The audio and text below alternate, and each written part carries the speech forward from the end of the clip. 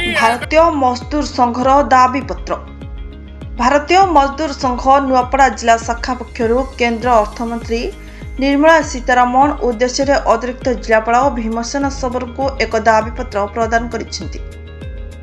दाबीपत्र रे राज्य और केंद्र सरकार को अधीन में काम करुवा स्कीम कर्मचारी ठिका कर्मचारी सामाजिक सुरक्षा को दलबत्तर करने दाबी करि।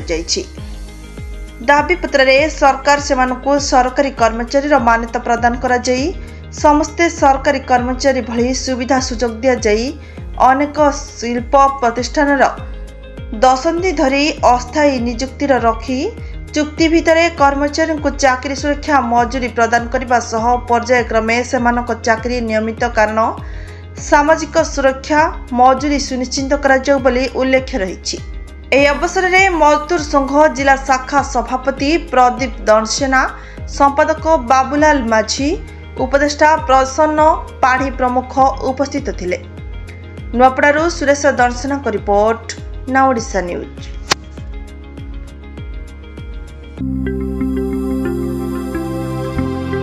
लेटेस्ट न्यूज अपडेट पाई www.nowodisha.com को लॉगिन करंतु।